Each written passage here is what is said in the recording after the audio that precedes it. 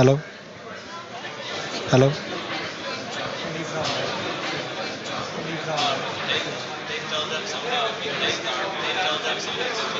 Okay, for the people that are, for the people here and the people online, for the people here, we're gonna start in about 5 minutes. Give people a bit of time to give people a bit of time to beers and to come finish their 5 or 10 minutes. So take it easy, guys. There. 5 or 10 minutes. So take it easy, guys. There. Hello. You leave it on or? Hello. It's not good. It's not good. So you can just hold it. Okay, for the people that are, for the people here and the people online, for the people here, we're gonna start in about 5 minutes. Give people a bit of time to give people a bit of time to beers and to come finish their 5 or 10 beers. So take it easy, guys. There. 5 or 10 minutes. So take it easy, guys. There. Hello. Leave it on or? Hello. It's not good. It's not good. So you can just hold it. Okay, for the people that are, for the people here and the people online, for the people here, we're gonna start in about 5 minutes. Give people a bit of time to give people a bit of time to beers and to come finish their 5 or 10 beers. So take it easy, guys. There. 5 or 10 minutes. So take it easy, guys. There. Hello. Leave it on or? Hello. It's not good. It's not good. So you can just hold it. Okay, for the people that are, for the people here and the people online, for the people here, we're gonna start in about 5 minutes. Give people a bit of time to give people a bit of time to beers and to come finish their 5 or 10 beers. So take it easy, guys. There. 5 or 10 minutes. So take it easy, guys. There. Hello. Leave it on or? Hello. It's not good. It's not good. So you can just hold it. Okay, for the people that are, for the people here and the people online, for the people here, we're gonna start in about 5 minutes. Give people a bit of time to give people a bit of time to beers and to come finish their 5 or 10 beers. So take it easy, guys. There. 5 or 10 minutes. So take it easy, guys. There. Hello. Leave it on or? Hello. It's not good. It's not good. So you can just hold it. Okay, for the people that are, for the people here and the people online, for the people here, we're gonna start in about 5 minutes. Give people a bit of time to give people a bit of time to beers and to come finish their 5 or 10 beers. So take it easy, guys. There. 5 or 10 minutes. So take it easy, guys. There. Hello. Leave it on or? Hello. Okay, for the people that are, for the people here, for the people online, for the people here, we're gonna start in about 5 minutes. Give people a bit of time to give people a bit of time to beers and to come finish their beers. So take it easy, guys. There. 5 or 10 minutes. So take it easy, guys. There. Hello. Hello. Okay, for the people that are, for the people here, for the people online, for the people here, we're gonna start in about 5 minutes. Give people a bit of time to give people a bit of time to beers and to come finish their beers. So take it easy, guys. There. 5 or 10 minutes. So take it easy, guys. There. Hello. Hello.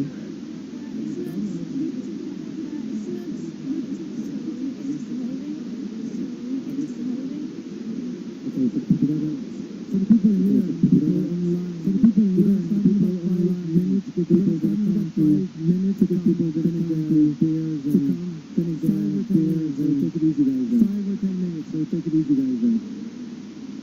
Hello. Hello.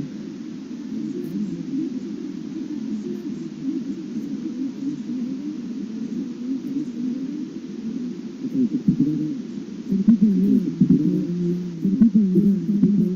minutes. Give people a bit of time to give people a bit of time to beers and to come finish their beers. So take it easy, guys. There.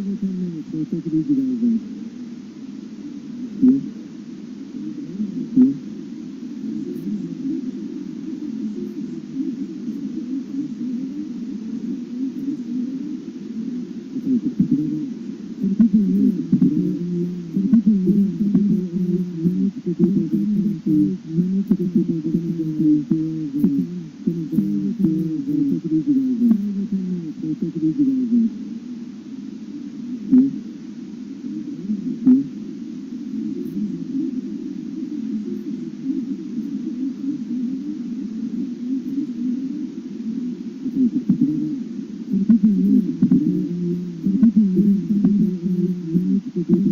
minutes. So take it easy, guys. There.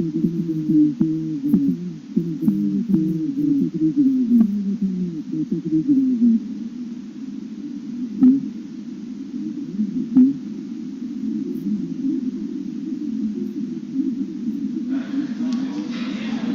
Hello, hello. Okay, for the people here, for the people online, for the people So here, we're gonna guys, start in about online 5 and minutes. here in Give the people a room, I bit of think we can time get started. to give people a bit of See who's time there to beers and see and if we got enough to chairs. 5 or 10 minutes. So take it easy, guys. There. 5 or Okay 10 minutes. So guys, take it come. easy, guys. There. Ciao man.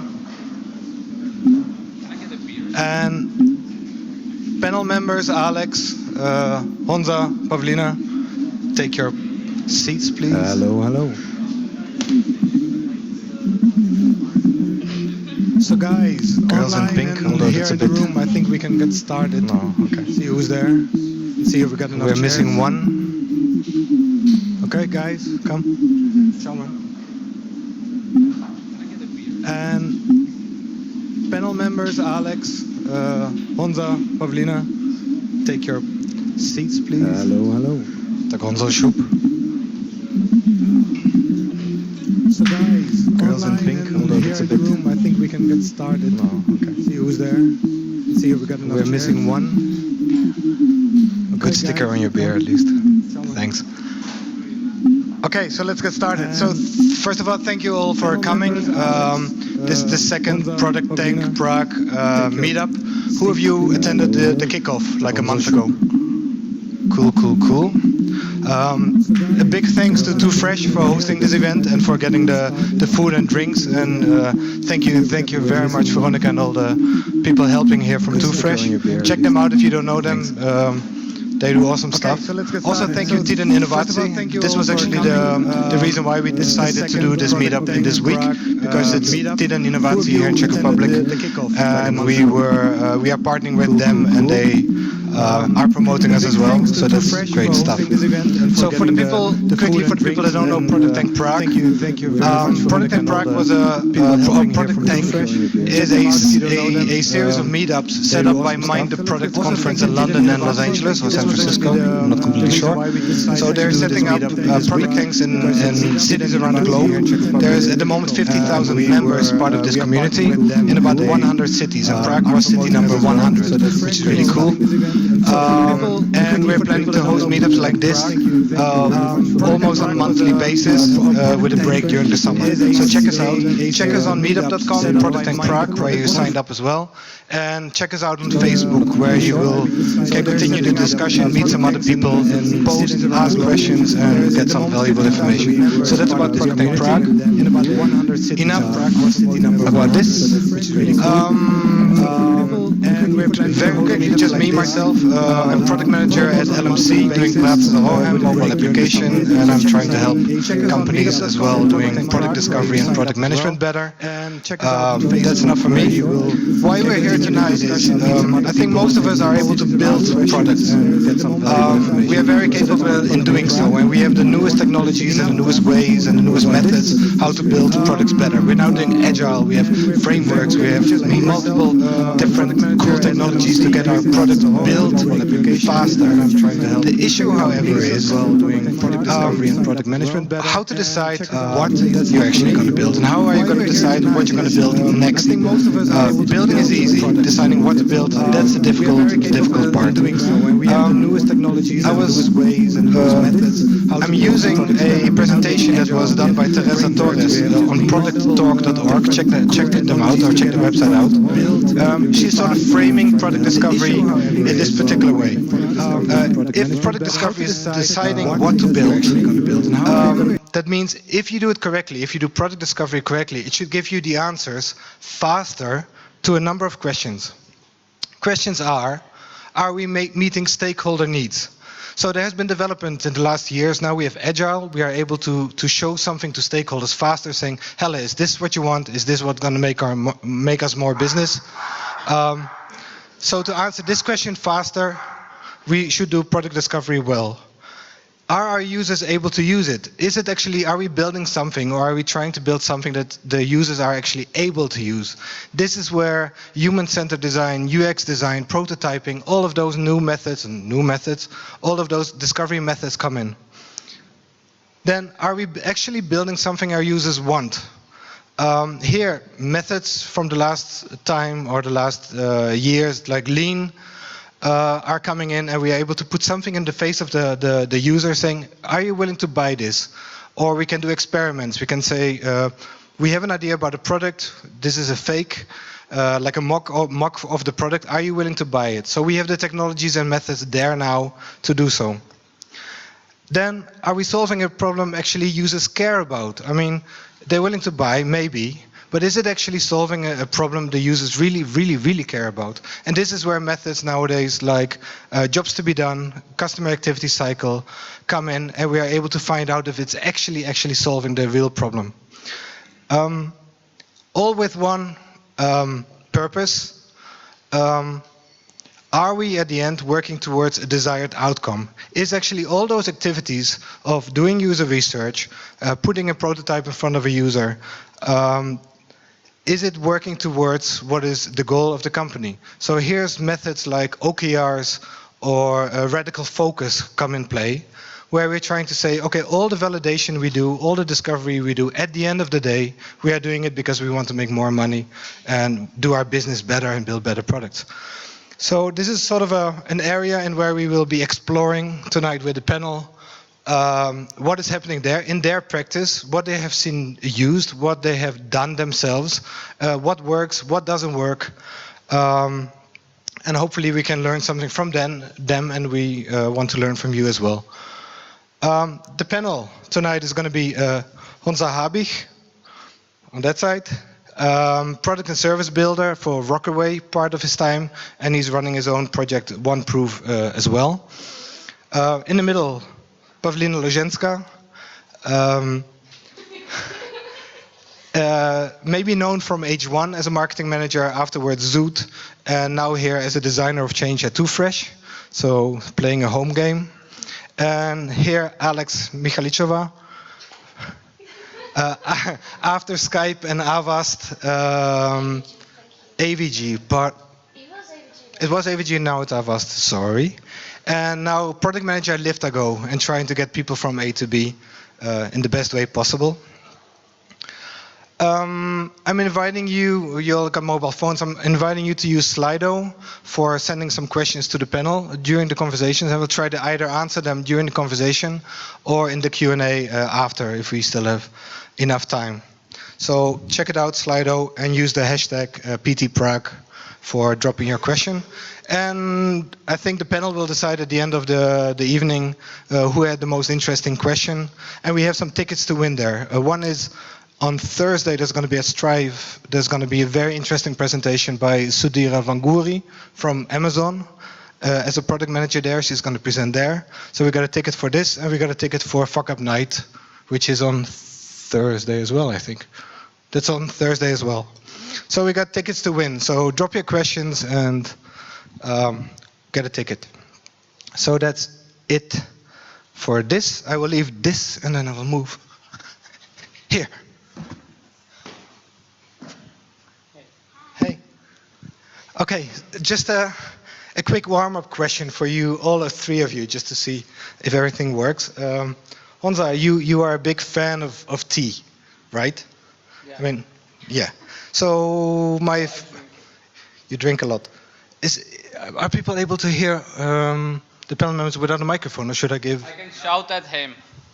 I need to pass on the microphone for everything because of the streaming. Okay, cool. So as a tea lover, what is the job you hire a cup of tea for? Not a milkshake, but a cup of tea. What is the job you hire it for to do? Nice one. I didn't saw that coming. Well, for me, tea, I hire it for the pause, because if you make tea, it needs the right temperature, it needs the right amount, it needs the right time for the infusion, and you have to, just what's the name for it? Just steep it at the right time, and you can't do this if you do like 10 other things. So the job I hire tea for is to make a pause, stop working, so I have fresh mind after, and also the caffeine, that just kicks in, and that's great. And then there is a taste, and then there is a culture. Those are the micro jobs, if you want to speak in JTBD stuff. We'll get there later. Okay. Okay. Thank you very much. For Pavlina, like a very quick starting question. We all know you still believe in unicorns. If you would be the product manager of a unicorn, like what is it? what is the one feature or one feature you would either improve or create immediately, based on either user feedback or in your own gut feeling, very quickly? I mean, if you look at the unicorn culture, you would know that if unicorns fart, they fart glitters. And I believe that we need more glitters in our life. We have made a lot of customer talks, and they have proved that sprinkles make everything better. So definitely the farting sprinkles. Okay, thank you very much, Pavlina. Then a more tricky one for Alex, or maybe not tricky at all, actually. Um, when is the last time you used Uber, and what is the thing you like most about Uber? Thank you. Actually, it's not that tricky because I love using other products which are similar to ours. And what I liked about it, probably I love the UX and the design they use. UX, maybe not that much UX, okay. We have better UX, I think. But I'd probably say that it's super intuitive, and this is what I like. And also, if you use their, I think it's Uber Black, you can join your Spotify on the car. Try that. So thank you very much, Alex, as well. So now a question for all of us. I think we're going to go sort of like top down here and sort of think about discovery on a high level and see where we end up on the lower level and validation methods and stuff like this later. A question I want to ask you all is from your like personal experience and from your but in general, like, what have you seen change in the last 2, 5, 10 years? 2 years on the job, maybe much longer on the job, new in the job as well. So what have you seen change in the last 2, 5, 10 years if it comes to working with users and customers while doing discovery and developing your products? And the sub-question is, like, in general, would you say it actually improved how you build products nowadays compared to 5 years, 10 years ago, or not? So what changed in how you work with users and customers, and related to the methods you're using, the way you're communicating, whatever. So maybe start with Alex. What do you mean? Thank you. Well, I cannot say what actually has changed in the last 10 years. 10 years ago, I was in high school, so not much. I probably cannot say what has changed. I can maybe give a remark on the fact that all of those frameworks and methodologies we use right now, they're all underlined with focus on the customer. So if something has changed from the past, I think that was a good thing because, well, but when it comes to using those frameworks or what's my experience in the last 2 years, it was definitely to work with customer. So talk to the customer, actually try to figure out whether what you're doing is on the right track. Try to figure out whether the problem you are solving is the problem they are solving as well. And I don't know, at Liftago we are not necessarily do user testing every single time. We often look at data. We are very data driven, so that's a great thing. I think every company should be data driven right now. What I love are funnels, user funnels. So we are checking the conversion of the users, try to find the holes in that and try to fix them.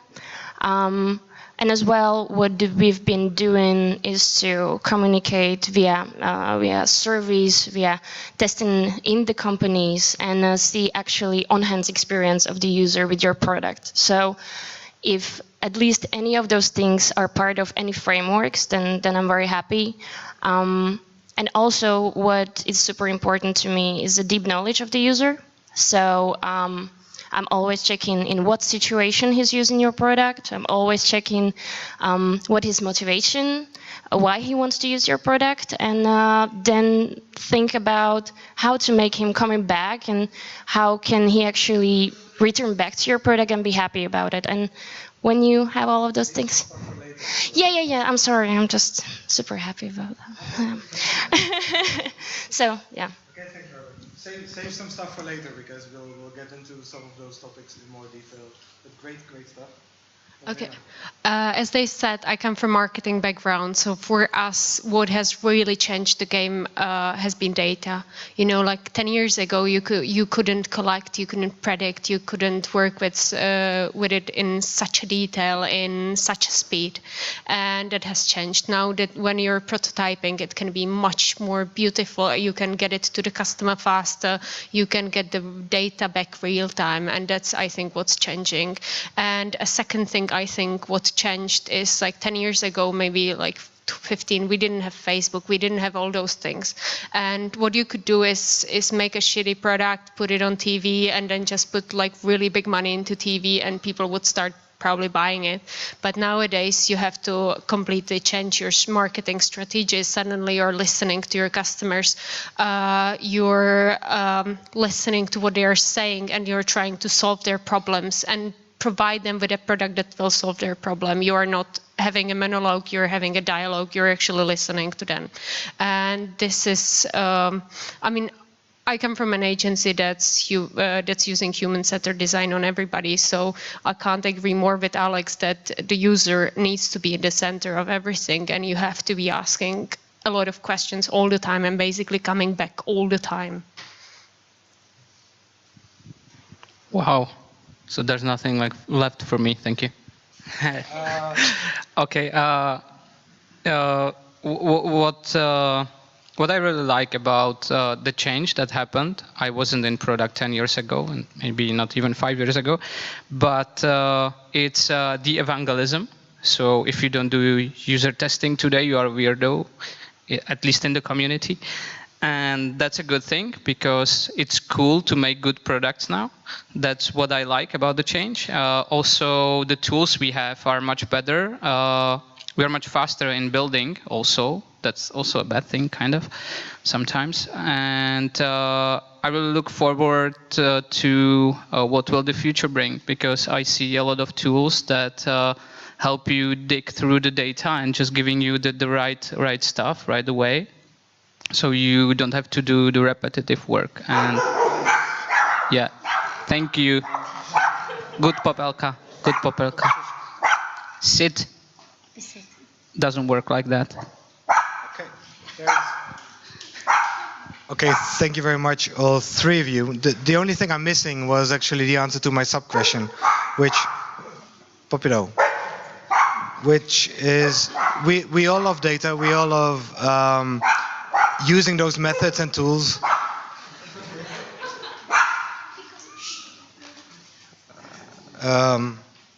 Okay, so we all love data, we all love those tools. Nobody answered the question if this is actually delivering at the end of the day better products. Delia.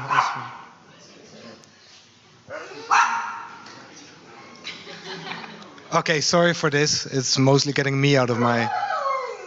Here's something to say. So, the panel members, raise your hand if it actually is delivering, if it's actually helping at the end of the day. Is it actually delivering a better Liftago, a better marketing campaign, or a better portfolio company in Rockaway using those methods and those changes? It is. I was just watching the dog. Okay, no problem. A question for the audience, maybe, like, do you think you're doing stuff different nowadays than you did like 5 years ago, if you are on the job at least 5 years or 2 years ago? Raise your hand if you think that something changed, or you got better in doing your job and better in not so. Okay, much better, just a bit better, super better, just better. Okay. Okay, thank you very much. So there is apparently something happening there, and that's a cool thing. Actually, I think I had the answer to this question, because I wanted to ask you on if this at the end, because product discovery makes a promise. Product discovery makes a promise, as we said, that at the end of the day, we're delivering products better. So my question for you was indeed, in Rockaway, in your portfolio companies, are there better companies and businesses being delivered now than there were 5 years ago? But We weren't there 5 years ago, so I don't know. 2 years. Well, The investment strategy changed, so it's really hard to answer. Before, Acquay Capital was investing more into early stage and seed stage startups. Now it's more like bridges and Series A, whatever that means. The businesses we invest in right now are more mature. So actually, it's hard to answer that question, because before there were businesses they had only little traction, and now we onboard businesses they had lots of traction and they just need the money to grow. So there is no simple answer to that. Sorry. Okay, but it doesn't mean that those companies are actually stopping discovery or stopping inventing new parts. So, okay, that's fair enough. Okay, thank you very much. They say the customer or the user is king. So if the customer is king, then who are the princes and who are the princesses? So who else is there to keep into account? And Honza's pointing to you. So we'll start in the middle this time. So if the customer is king, who are the princes and princesses to take into account as well? And there are some questions from the audience, like how, for example, Marco, how to deal with a very sales-driven organization. If sales says build this, no question about it, or how do you go about like convincing your stakeholders or your company that actually the customer is king and that you should listen to them? So, kings and queens and princesses. Maybe I will be answering the question about the sales-driven company and product discovery, which can maybe lead us back to this. I think what you both need to know, your sales department and your product department, is to know your customer better. We have mentioned it 10 million times before, and we will mention it in, kind of a spoiler, what's going to come. And you need to know your customer better. Your sales department, if they know all the things you are actually researching, they will make better decisions, they will make better presentations, they will maybe do better ads, and so on. So I think the kind of key in the middle is not to say either sales or product or development or somebody else, because I think that everybody needs to come together. And just right now I'm working on a study what's keeping people from innovating, and I've been talking for the last few weeks with startups, with corporations and so on. And what is one interesting point that's coming back and back, and no matter if you talk to Economia or small startups, is just that sharing is the key and allowing it to share. And maybe like product manager shouldn't be the only person who has this all wisdom to come up with a feature. Sometimes it's your developer who has the greatest idea, and the fact that it's not written maybe in his job description doesn't mean that he's not the guy who shouldn't come up with that. And maybe it's some girl from support team, and that's a fine thing. I think when it comes to creating product, everybody should be equal and everybody should be given a voice. And it's the same way you treat your customers, that you listen to them, you should treat your teams. And that's, I think, what is blocking us from creating better products. Yeah, maybe I can add something. This is exactly what we were solving at Liftago. We have a lot of stakeholders, or business owners, as we call them, and it's like there are managers from sales, marketing, supply. For example, supply manager is taking care of our drivers, and this is exactly as you said. I love to listen to these people because they are closest to the customer. They are listening to them on a daily basis. They know what their problems are, and I'm super happy to hear opinions of a girl who's working in customer support, because she's actually talking to those people.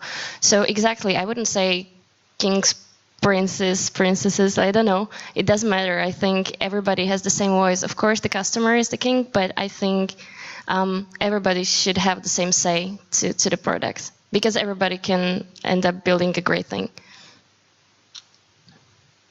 Without a microphone, but yeah. But if everybody has the same voice, I mean, how are you dealing with this as a product manager? I mean, are you saying yes to everyone, or maybe, or not now, or no? I love no, really. But no, I'm not saying that this is about the prioritization. What I said, what I meant was that everybody can have a good idea. That's what I meant. So, what you wanna? So, can I pass the mic? Well, my opinion is I agree with most of what you said, and I'd like to build up on that because if the people who are in direct contact with your customer or even, as you said, the development team have an idea, then your job as a product manager is actually to explore that if it makes just a little sense. The team will respect you if you explore, if you show them, well, I had a look at this question of yours and the customer says this and this is what we found, and maybe it's not exactly as we had in mind, but we might build these two other things that we come up during the interviews. So yeah, the problem with product manager is that you are not the boss of everybody. They have to trust you. The people have to trust you, but they don't report directly to you in most of the cases. So as I said, your job is to find out. Okay, thank you very much. It sort of automatically leads to the next question. Like if you say everyone is involved, everyone has an opinion, everyone has ideas, and they're all valuable, and everyone is talking to you. Someone said like ideas are cheap and plenty.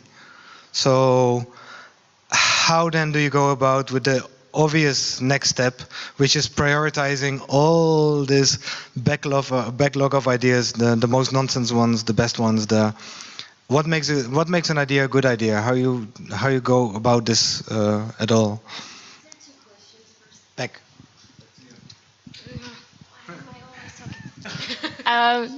Sorry.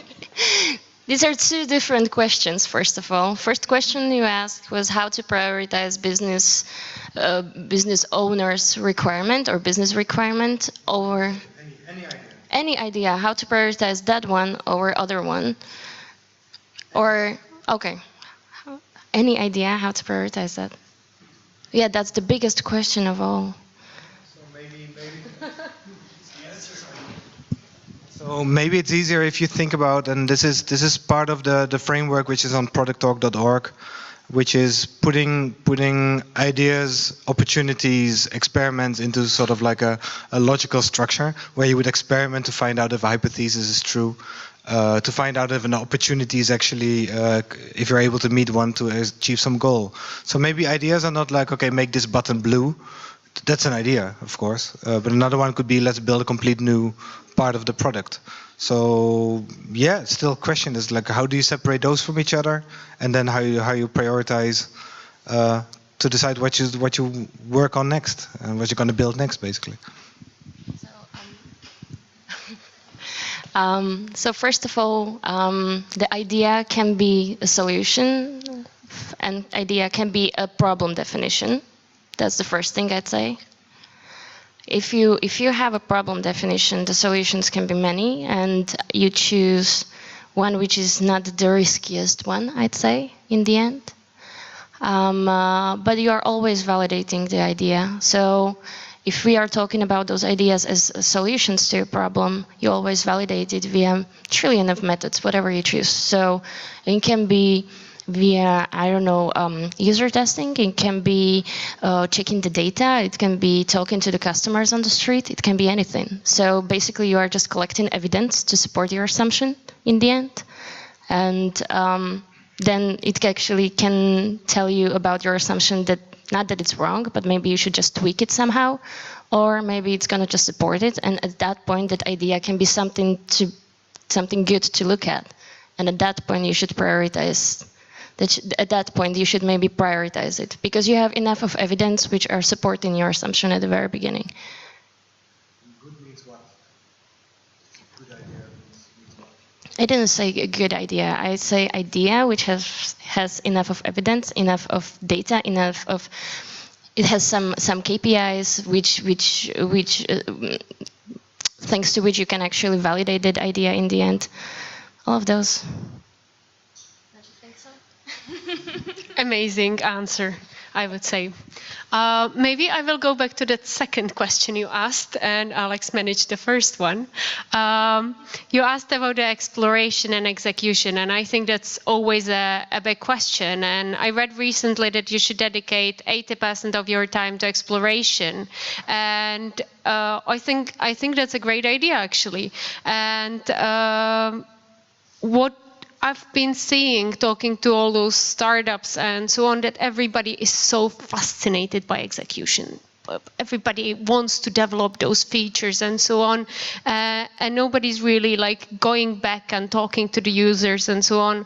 And it's great if you have a chance to actually go back there, and you know, if and constantly you're testing. It's not like one day that you dedicate it to testing.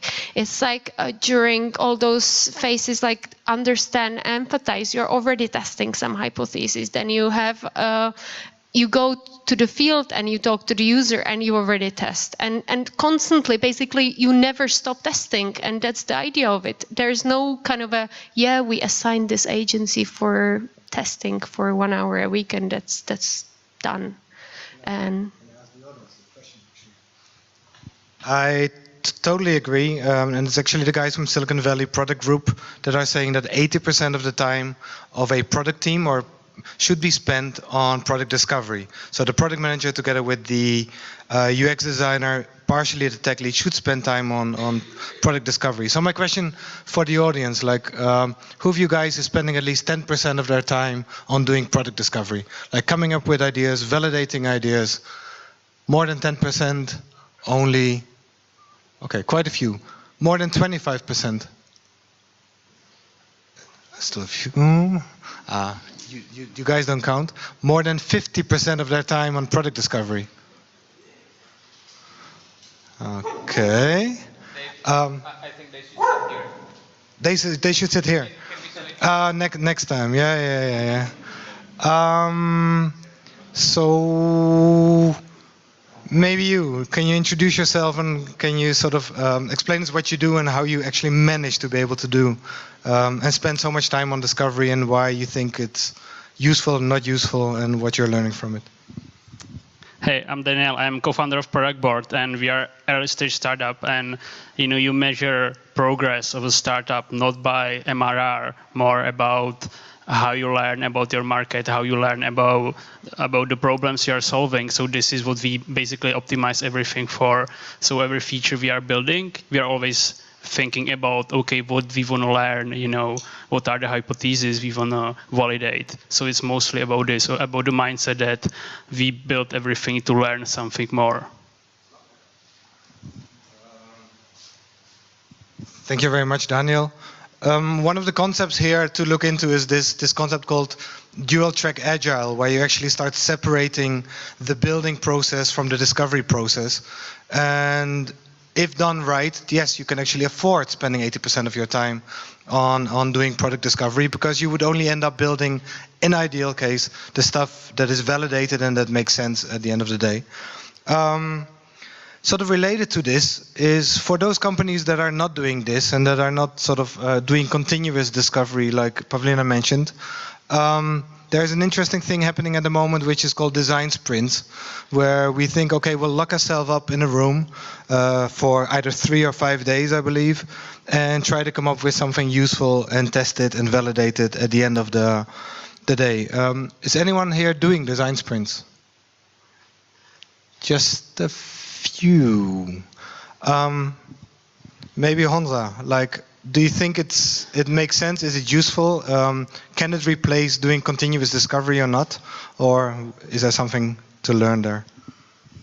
It's useful and it can't replace continuous discovery. Thank you. Successes or fails?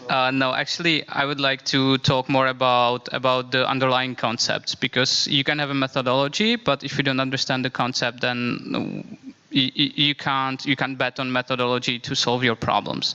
So basically, if you get the concept right, the concept behind the methodology, then it's useful. And design sprints are good for solving reasonable chunks of problems in defined time. So you have a deadline and you know what to do every day, and you focus all your energy on solving specific problems. So in that matter, it works. But again, it's more about the concept, not that much about the methodology for me. Alex, experience? I don't have any, so. No. Not really? No. Okay. Let me get back to my questions. Maybe now we're getting sort of on a lower level down to sort of methods and tools we are using. One of my favorite things, and which is becoming a bit of a controversy, is personas. Because we like to sort of put our customer, our user on the wall, we like to stick a face on it, have something to discuss while doing product management and product development. So who here has a sort of definition of what their ideal or what their user is in the form of personas? With some demographics, some... much less than I expected actually. Because okay, can you tell me how you use them actually, and for what purpose? Oh, sorry. Yeah. Introduce yourself. Yeah, I'm Steve from Democracy 21, and Hi, Steve. hi. Yeah, and we use them to just have them in mind when designing anything, just to know who we're designing it for. And what are you trying to get out of it? Like either their demographics or their data, or something like motivation of the user? Or... Yeah, I think the motivation and their limitations maybe, and mainly the problems that they're solving, so that they're trying to solve.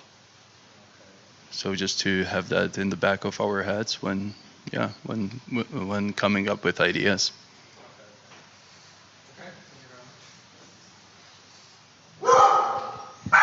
Okay, thank you very much. Alex, what's your opinion about personas? We don't use personas. I'm not saying it's bad to use personas if you have a product for it, right? So if you are making T-shirts, you probably want to know your persona, and you want to know that it's 14 years old boy who loves hip hop, right?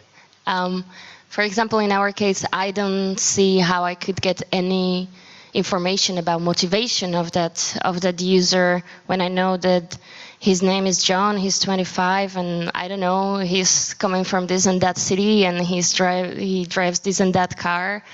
Doesn't tell me anything basically. And what I rather check with the not that personas, but I prefer to check the profile of that person or of the user.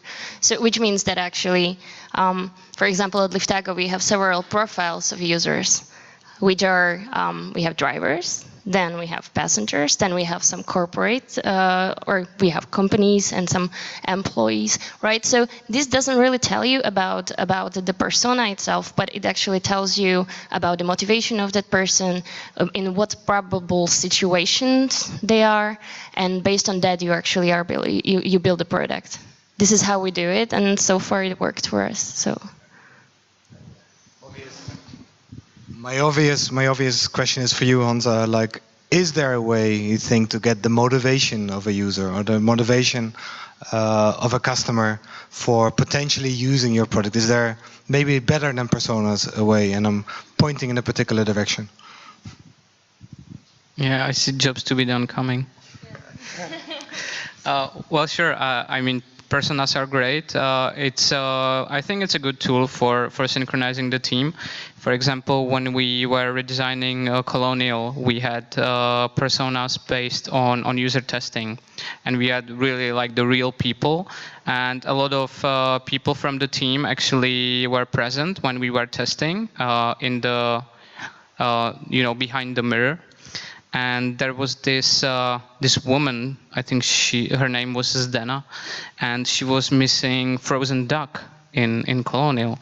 And it's great. Like every time you are solving specific problem of the user, you can talk to the rest of the team and you can say, well, then I will miss this. What are we going to do about that? So for me, it's a great tool for, synchronizing the team. And yeah, about jobs to be done, that's I wouldn't combine those two, because for me the purpose is something different. As I said, the purpose of personas for me is to sync the team about the needs of your customers, and jobs to be done is more about the motivation. They might work well together, but I wouldn't mix them up together, maybe. Maybe I can add, for my previous job, we used personas, and it was not because we believed that if you put some demographics on the paper, it will actually help you solve some problems. It was about syncing the team, because the average age of my team was 25, but let's say the average age of our customer was maybe 40. And suddenly you have people who can't relate to people who are fat, ugly, and I don't know, whatever. Let's say I'm coming up with those things very hypothetically. So it's good to kind of give it an idea, exactly what Honza was saying. You suddenly see a person in front of you, and I think the key is like what Alex says about the methodologies or anything. Just don't take it as a religion. If you have written down that it's a 35-year-old woman, that doesn't mean that this T-shirt can't be bought by somebody who's 55 and suddenly fell in love with hip hop. I mean, whatever. And that's the thing. Like, it really helped us to imagine what we are dealing with and not to forget maybe some features, maybe some ideas. And every time we came up with a campaign that was based on Snapchat, we looked back and we said, what about Mrs. Vlasta? Because she obviously doesn't use Snapchat. And that was like a good thing, good stop for us, really. But yeah, we were exploring the motivations, as Alex was saying, with her approach, and this is what helped us maybe develop some key features. And for example, when we were developing with Too Fresh a Christmas campaign, we started talking to different people, like really in general, like what is it about Christmas that is stressing you out? What is it about Christmas that makes you happy, and so on. And what was an interesting thing is that everybody, when we asked them what do they want for Christmas, everybody answered, I want something small, something sweet, something cute, something to wear. And suddenly we had an idea, and that united them all. That was kind of a motivation around it. So I hoped. Okay, thank you very much. I think we ended up sort of in methods to use and jobs to be done and personas and stuff like this, and talking to users and talking to users and talking more to users and sticking stuff on post-it notes like you see all over the place, and it's all very cool. But somebody said, like, don't listen to what users say, but look at what users do.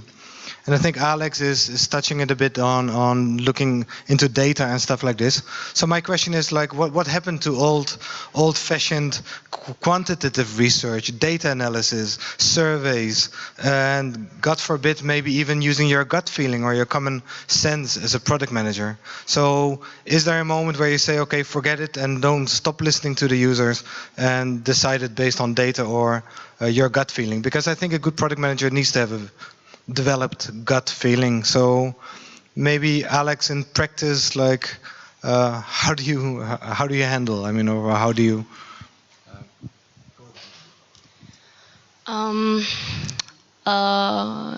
What user says, it's actually good to listen to user, but one user can have one bad experience, but you see from data that the rest of them didn't have that bad experience, right?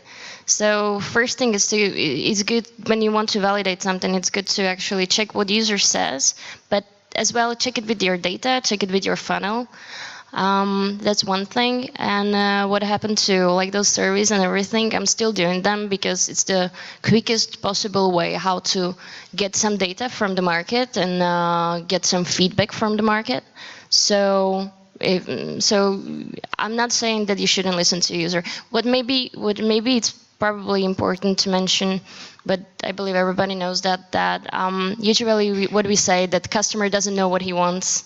He usually can, well, at least our customers often, they give us like solutions, suggestions, which it's nice to have, but your user usually can describe the problem, what he's solving, but he cannot actually give you the best solution. So I'd say that. I just wanted to pass the mic. No. So when just to ignore the user and when to follow your gut feeling, Okay. farmer's instinct, or old-fashioned quantitative research. Fine.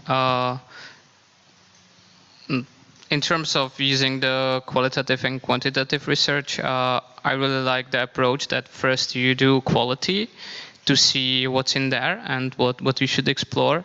And then you use quantity to see the magnitude of the problem. That's what works for me.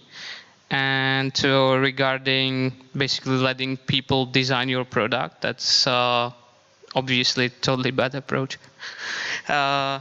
No, but seriously, you can't let people design an iPhone, right?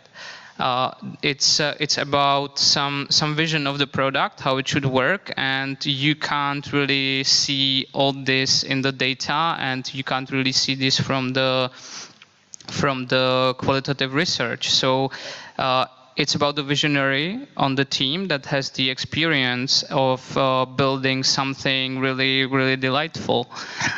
And I think that's kind of, if you look at Google, they have lots of failures because they just make small incremental changes. So they take Facebook and make a Google Plus with circles, and that's it. There is no vision of how it should work. There is no like big idea. Someone who would say, well, this has to be somehow completely different. So you can't do only these incremental changes and believe it will work. You have to have the vision, and sometimes that's also like in the people on the team. Not you can't rely on user in these terms. You know what I'm saying? I think I do. Incrementalism. I don't know. I didn't prepare a question for this, but maybe I don't know who to ask as well. Maybe back to Alex or no. Let's get to Pavlina first. A bit of a trick question, because maybe at the end of the day, it's not about building better products at all.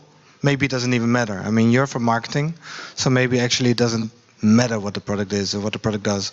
Like an example from not IT is, for example, Red Bull or energy drinks. I mean, little energy drink tastes better, it's proven. It's 3 times cheaper than Red Bull. And at the end of the day, it's water and sugar, which doesn't work anyway, or just a very short moment of time. But it sells like crazy. So it's a quote-quote bad product, but it sells like crazy. So why are we spending all our budget and money on doing discovery building when we could just market the shit out of everything, basically? Skype is not necessarily, sorry to say, Skype is not necessarily a good product. There's better products out there, but it's the most used product. So anything to say about this? Pavlina. Maybe. I read a quote today. It was on Twitter, so it's stupid, but whatever. That you are not selling a product, you are selling a better version of themselves to the people. And I believe that a lot of people put product and marketing into different boxes, but I think they are all created together. And if you have a great product, it will help it market it itself, and you don't have to push people something they don't want. And I kind of, Dave, what was the question again? Why are we wasting our money on building better products when we can just market them? No, so you can't market them if they're stupid. That's what I wanted to say, basically, because it's not what the users want. And what we are doing is going back to the user. You are going back to the customer and trying to understand them. And you are not only trying to understand them in a way what kind of feature they want, but you are trying to understand them in a way how you should market it to them. What story they want to hear. I think this is what you're taking from customer research. When you're looking at them as people, you're looking at them as the way, as the kind of problems they're trying to solve, and what is actually the job that they want to solve by that. And sometimes it's buying a better image. Sometimes it's something that you are buying with Red Bull. With Red Bull, you are not buying energy. You're buying this great adrenaline-fueled lifestyle, and that's what the product is. I hope I was understandable, Alex. Nobody knows what you're buying your Skype. That was spectacular answer. Okay, thank you very much. Nobody knows what they're buying if they're using Skype, but okay. Nothing. I'll get back to you. So let's get back from that level back to practicalities and daily work. So I'll get back to you, Alex. Which is maybe what people are interested in is the actual validation methods, like your toolbox, Alex's toolbox. What is in there, and what are the favorite validation methods you're using? Somebody says validation of hypotheses, validation of ideas should be done as quick and as fast. Oh, so that's the same. As quick and as cheap as possible. Sorry. To find out if actually something makes sense, quick and cheap. So building a prototype, a full-blown prototype, is actually quite expensive. Even asking users, in my opinion, is quite expensive. Sticking a fake door page somewhere on the web is cheap. So in this context, what's in Alex's toolbox? What are the things you like to use? Do you think you are cheap and fast? Yeah, that's correct. This is the most practical part of the thing, so that you like to give. As I said at the very beginning, I love to use data, I love to use funnels. I mean, the quickest way how you can actually make a decision, or at least start to make it, is by checking the funnel, checking the conversion of the user, and you can create whatever funnels you like, right? So that's the basis. I think that's the quickest and the cheapest. And I don't know, for me, those two things, checking the data, checking the funnels, probably. But on the other hand, I love to talk to customers as well in that way. So that even if those customers, like for example, what we do is, or what we've done in the past was call in some drivers. They don't mind coming, they actually want to help you. They kind of hated the other dispatching companies. Yes, because they like us. And actually at that point they want to really help you to kill the competitors and everything. So definitely talking to customers. I think it's super fast and super quick just to pick up the phone, try some numbers. I mean, that's easy. So for me, all of those three probably. That's the best. Favorites? What's in your validation toolbox?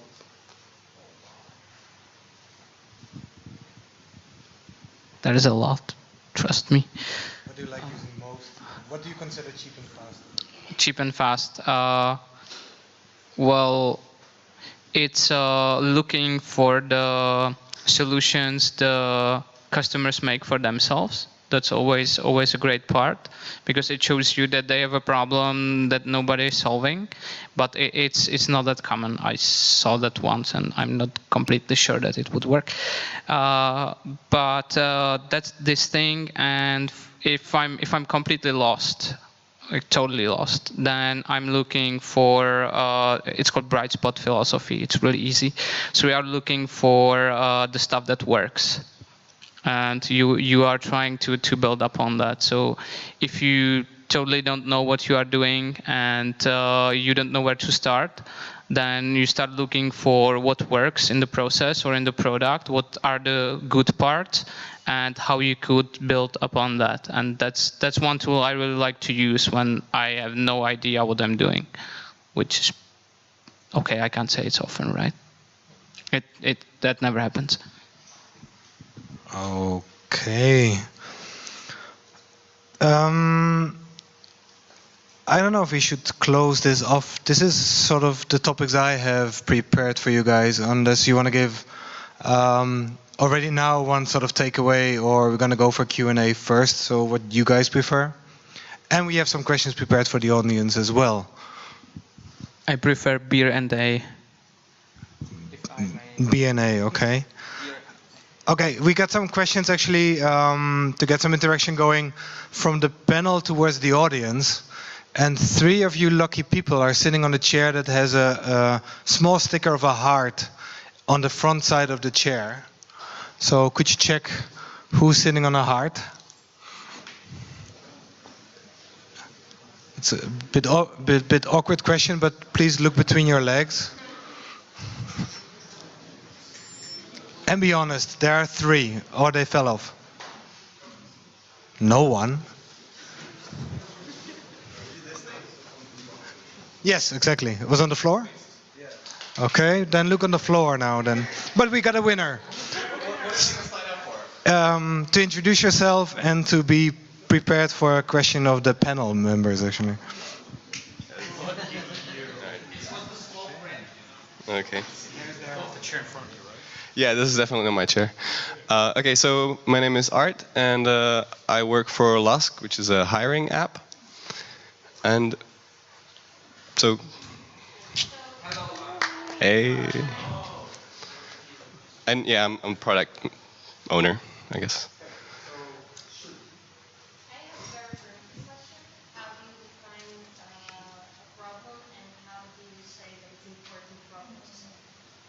That's an easy question. Well, I think that. All right. Sorry. Can just so that I repeat it correctly. Yep. Go there. Maybe come here. Yeah, that could be an option as well.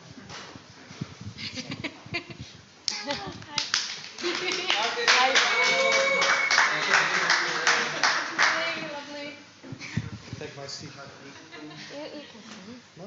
So my question was, how do you define a problem and how do you define the importance of it? Okay, so how do we define a problem? I think that's a really philosophical question. So I'll skip to the second one, which is how do we decide this is a problem worth solving?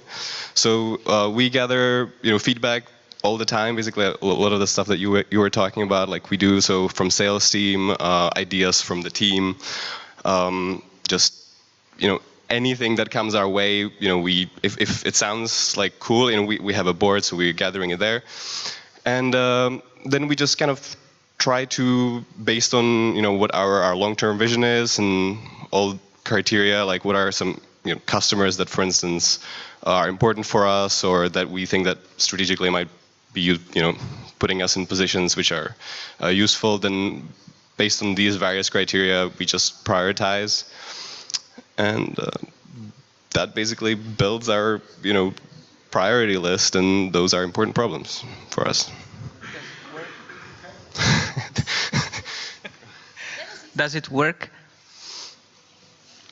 Yeah, I think, but I think that it's an ongoing thing. So like we constantly reevaluate that. I think that's the really important part. Like this is a living document that we have, and every time, like we don't have a set period, but every once in a while we're like, it doesn't look right anymore. Let's look at it again. So does that answer your question? Okay. Thank you very much. Maybe one question of the audience. In this case for Pavlina directly. Like biggest difference in dealing with customers between B2B and B2C. Like in Zoot, you were very B2C, focused on consumers, and Too Fresh, you're basically providing a service for companies. How do you go about that? I don't believe in dividing B2B and B2C because there's always a person on the other side of the table. And no matter if you're dealing with a company, there is this marketing manager or, I don't know, CEO of that company. And he has his motivation, he has his issues, he has his problems. And that's what you should be looking for. So I think when you're dealing with a B2B business, you should approach it as if you were looking at a B2C business and doing the same customer research and motivations and all that stuff we've talked about. I hope it answers your questions. If not, we can talk later.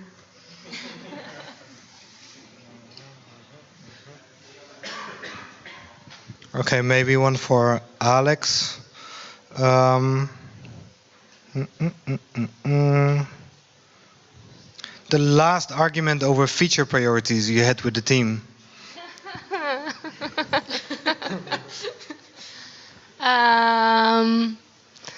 So, last one. And how did you solve it? Well, that was lately. Actually, we focus majority of our workforce to build a product for corporate segment, and we were arguing whether to continue working on it or move ourselves back to regular passengers, regular customers, and we actually agreed it was not horrible argument that we were swearing and so on. I mean, nothing like that was happening, but we actually agreed that we need to work on tuning of the product after a while, after we get some data from the market. Okay. Thank you very much. Maybe one for Honza, because you've seen multiple teams, products, companies. If it's about the setup of a correct product team or discovery team almost, what do you consider to be the required roles and people involved in doing product discovery? Is it a product manager by himself or something else? Or what have you seen? What have you seen work? What have you seen fail in the companies you know? Okay, thank you for that question, I guess. Wow, that's a tough one. Let me check.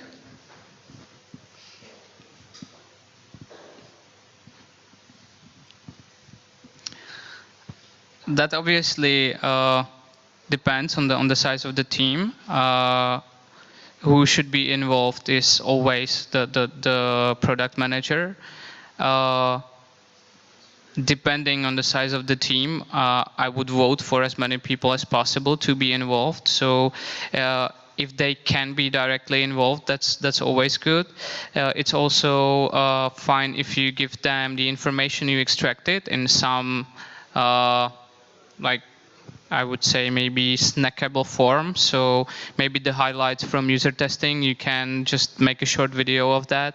That's always good if you have stakeholders, for example, managers that are a few levels above you.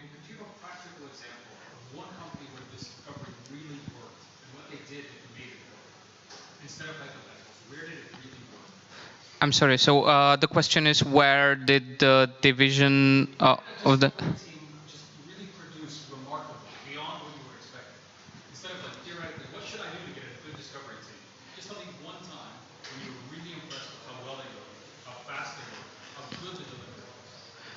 Okay. Practically, I'm just trying to find a really easy example.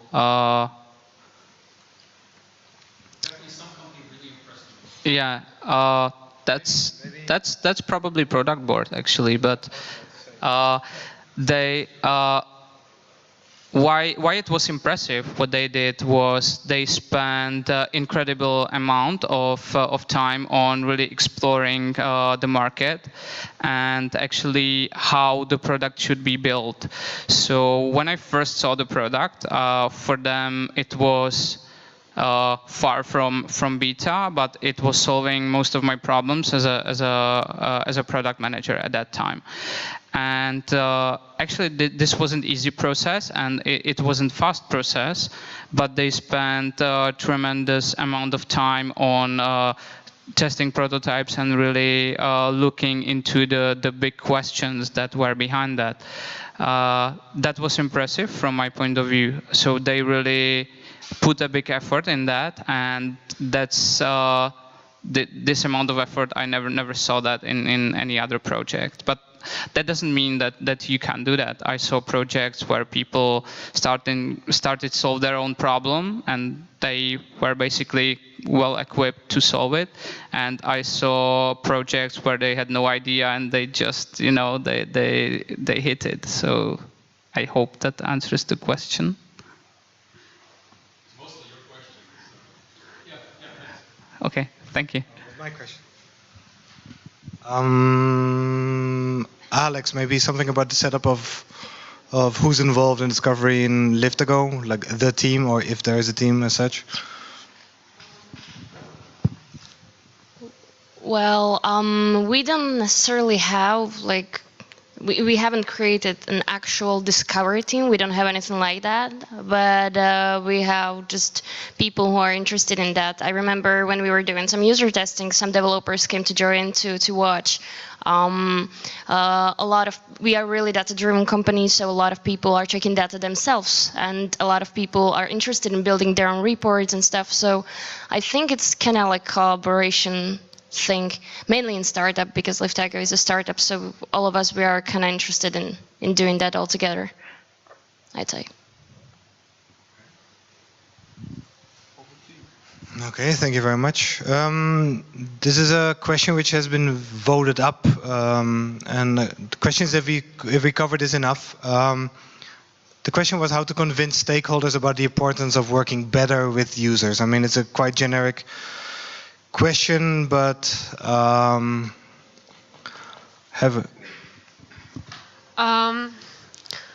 Of course, we have mentioned data, we have mentioned money, we have mentioned all of that, but what has worked for us repeatedly is involving them in the process. It's not like coming once a month or one in 6 months to a board and showing them the results. But once you get stakeholders on your team and they will start working with you, then actually you will have the power to get the innovation going. And even though when you're outsourcing to an agency like we are, we always require a stakeholder to be a part of the team, because this is the only way how we can create something that works with the DNA of the company, that can be brought back to the company and can survive the company. And so this is what I would recommend. Always get somebody to work with you and not be the weird guys in the cellar. And sort of the second top question is, how does company vision affect your daily product decisions? Do you take part in forming the vision yourself? I think in startups where the CEO or COO or CTO is very often the product manager of the product, in bigger companies that's typically not the case. So maybe back to Honza, like in those in those companies, where is the position of the product manager? Is the product manager, being in a very important position, actually part of, or how far is he or she away from the board? Is he part of setting company direction, company vision, mission, or is it a very hierarchical structure? So where do you see, what is the position of a product manager within a company, and how much influence does he or she have? In what company? In a good company. In a good company. Okay. Or what have you seen fail in bad companies? Well, I will get back to what I said before. So the difficult position of product manager is that basically not a lot of people answers directly to him, and it's about the trust in the team into that person. So in ideal company, everyone should be interested in building the right product. That's obviously sometimes really hard to achieve. So actually, I don't know. I would like to choose I don't know, some middle company or big company or small company. I'm not sure. Okay, so in general, what works best? What worked best for me was if the product manager was involved even in the board meetings when the big strategic decisions were made, because a lot of those people haven't had the insight he has, and also it was also important from the side of the product manager to prepare the snackable content, as I said before, for these people when the decisions were made, because that's why he's hired. He should understand what's a good idea and what's not. So for me, product manager should be connected as possible. As much as possible to the highest levels, obviously, but he should also talk to the people on the other levels. So even, I don't know, if we talk to the people when building a new colony, or when we were talking to the people in warehouse, that's something that's really revealing too for you. So it's a lot of work for product manager to do his job. Okay. I would like to ask you, Alex, if Popido, if there's a difference in sort of new product development or product improvements. If you have, I don't know, if in Liftago, if you have worked on completely new parts or completely new products or parts of the product, and if you see a difference there between new product development and doing this discovery for new product development and discovery for like enhancing, improving your existing product. I don't know if I have a good answer for that, but I don't see any difference. More about it. We've recently decided to invest our time to corporate segment. We've built we literally took our app, but we actually pushed it to the web, and we created a product that helps companies to order cabs for their employees and so on. Whether the discovery process was different, I don't think so, because always we went to the company, we described the features, or they actually told us what kind of features they'd like or what problems they want to solve with the product. It's exactly the same thing as they are doing with the product which we have right now. Customers comes to us or send us an email, feedback, whatever. They tell us what they are doing with our product, what they cannot do with our product, and they like to. So I think that the discovery process and actually like whole development of it was more or less the same.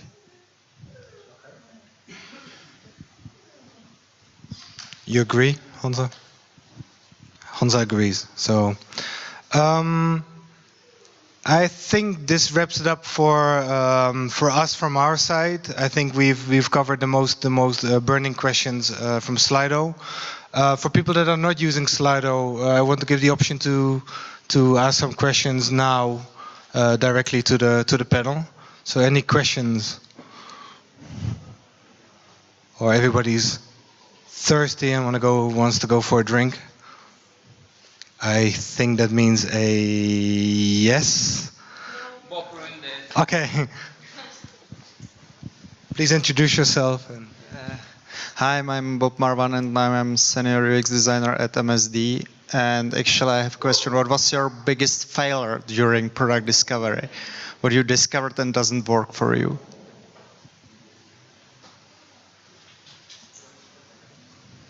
Anyone in specific? Sorry. Okay. Let's start with Pavlina in the middle, maybe, or Alex on side. Fail in product discovery. We wanted, this is kind of like typical fuck up which happened in Liftago, and we tried to help passengers to order a cab, but not from pedestrian zones. And we checked the map which we used, and the map was showing, okay, in this area there is a pedestrian zone, so you cannot order from here, you have to walk 50 meters on the right and you can order cab from there, which was amazing because we actually blocked whole Brno. And it was because we realized that actually those maps, they don't show you whether taxis or trucks or something can actually go that way. So we blocked majority of the Brno. Drivers started calling us like, what's happening, like why they cannot actually approach that area. So that was probably poorly done discovery in that way and validating how we should actually build a product or the feature. So yeah, we decided not to do it after all. I mean, if that answers the question. It was fuck up, so what? Can be for marketing as well, or campaign, or... She doesn't want to answer that. The biggest fuck up. For me, the biggest fuck up were my side projects, because most of them failed, and they failed because I didn't put enough energy into that. So I was working on something, kind of, but not full time, and I wasn't that convinced. I did that in my free time, and that drawed a lot of energy. So my biggest fuck ups were my side projects, because well, all of them failed actually, because I wasn't able to devote the time they needed, and maybe they were not that bad ideas, but I just, yeah, these were my biggest fuck ups. You satisfied with that answer? Kinda. I'm under an NDA, so I can't be very precise. But let's say it was every time I jumped to conclusions too soon, without actually going back to the field and maybe trusting it. Because if you ask a person what kind of TV they're watching, they would usually answer ČT2. And the reality is, as we all know, it's Nova. So every time I kind of trust it without validating it. So that was my biggest fails. Okay, thank you very much. Any other questions from the audience before we go for drinks? Okay. No, I think then I want to wrap it up and thank you, Honza, Pavlina, Alex, a lot for participating and answering some easy, some maybe tougher questions. And thank you, the audience. Who has got at least something out of this this talk? Something to apply, something to use in doing product discovery, hopefully better. Sure. I learned to burp silently. You should never take a beer when you are on a panel. That's what I learned today. What? Okay, cool. So thank you very much. I mean, this is what ProductTank is about, and we're trying to get better and as product people all together. So we're planning to do a next one even in June, hopefully. So watch out for the announcements. A different topic. We have sort of different tracks defined in ProductTank on organizational topics, on innovation topics, and on evolutionary topics like how to become a better product manager. So keep an eye open on Facebook and on Meetup, and we hope to see you on any next event. And catch us, the speakers, or me, or anyone after, and go for a drink. And thank you very much.